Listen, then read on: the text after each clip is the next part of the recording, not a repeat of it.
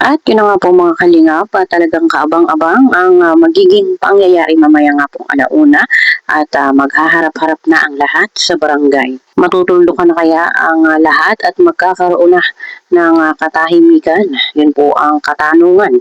No? Magiging payapa na kaya ang buhay ng pamilya Badalero. Kung nung umpisa pa lang, sana dito muna sila nagharap-harap bago nga po sa Rafi Tulfo. Sana ay hindi na lumawak pa ang mga usapin at hindi na mas nagkagulo-gulo.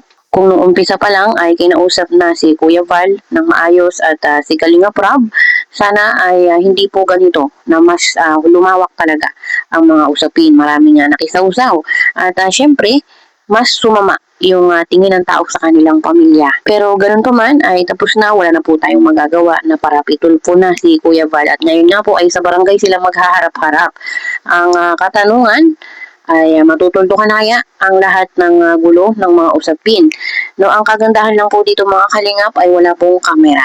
Kumbaga ay makakapag-usap sila ng maayos. Maraming nag-aabang kung ano po ang magiging kaganapan. Sabi nga po ni Kuya Val, sa labas pwede pong mag-video, sa loob ay bawal. Kaya po abang-abang tayo mga kalingap at talagang kahit ako ay na-excite kung ano ang kahahantungan ng kanilang pagbabaranggayan. Kaya hoping and praying po tayo na sana ay magkaayos-ayos na ang lahat. Dahil talagang deserve naman po natin lahat ng kapayapaan at katahimikan sa ating buhay. Bukod po dito ang aking pinaka-inaabangan ay yung pag-uusap ni Kalinga Edu at ni Viancy.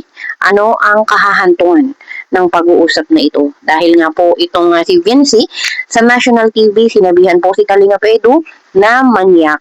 Ano kaya ang bibitawang salita dito ni Kalinga Edu na siya nga po ay sinasabihan o pinaparatangan na manyakis. Kaya abangan po natin mga kalingap talagang kapanapanabik at kabang-abang ang pagbabaranggayan na ito. Sana ay magkaroon na ng kapayapaan. Ano po? Sa barangay, Biyernes, alauna po ng hapon, barangay ni Bianse. Ido, Idsi, Ido, Bianse, Idsi, maghaharap.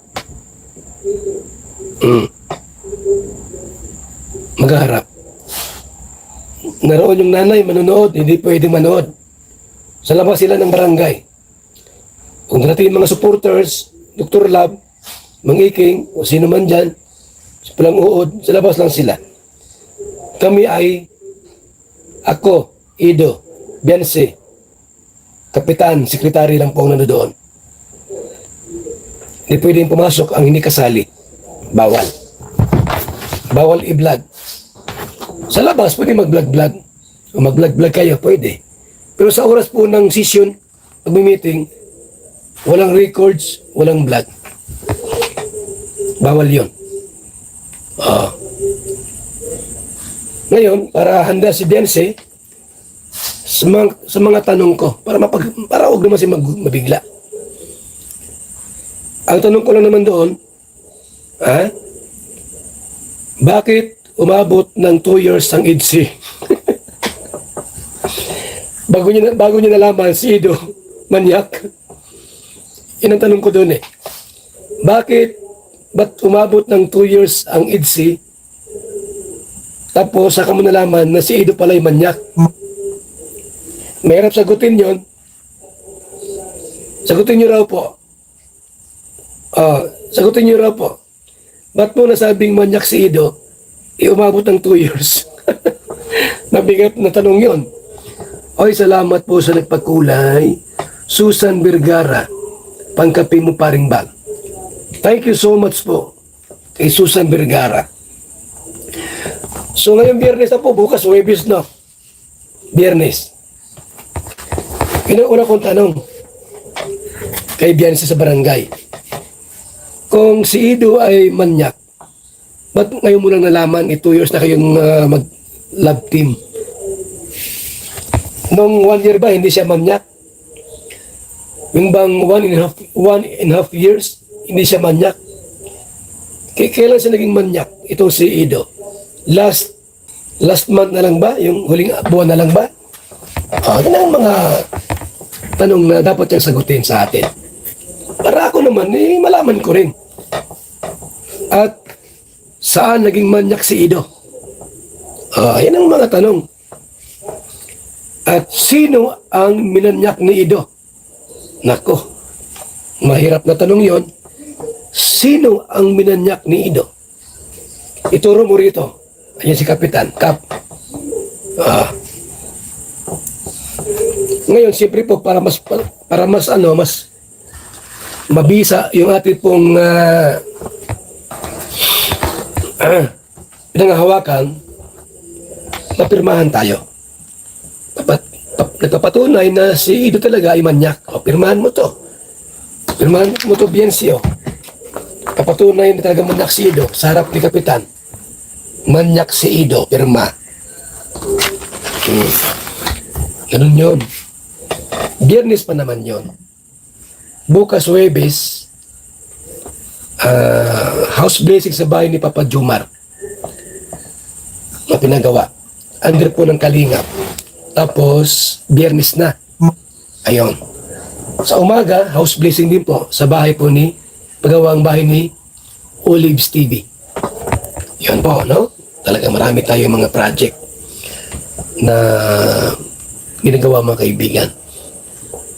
Marami tayong mga project pong ginagawa ngayon.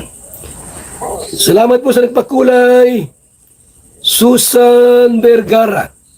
Maraming salamat po sa inyo. Elo kay Tamura, Susan Sulatan. Wala pang closure po ha, wala pang closure. Kasi hindi man sila sa atin naghingi ng pasensya. Ako ginawa ko na 2 times. Sa Rapid Tulpo pa. Sila wala man silang ginawang ganon.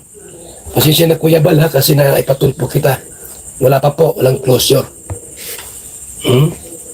Wala pang closure po. Kaya hindi ko pwedeng tumigil sa pagkukontent sa kanila. Bakit? Wala pang closure eh. Wala pang pirmahan. Wala pa po. Medyo huwag akong sisihin na, ba't nagkukontent ka kay Bianca? Akala ko tapos na. Hindi pa. Wala pang closure.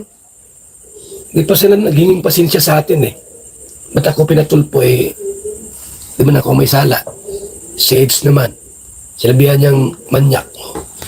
Ano ko yun? Pwede yun. Si AIDS naman ang kanyang kaaway dito. Hindi naman tayo. Wala pang closure po. Kaya ako, panay pang content. Panay pang content ng inyong Kuya Bal. Ng inyong Papa Bal po. Kasi wala pa mang closure. Sa part 2 po ng ng Rapid Tulpo, humingi na ako ng 2 times na pasensya, sila wala din. Ibig sabihin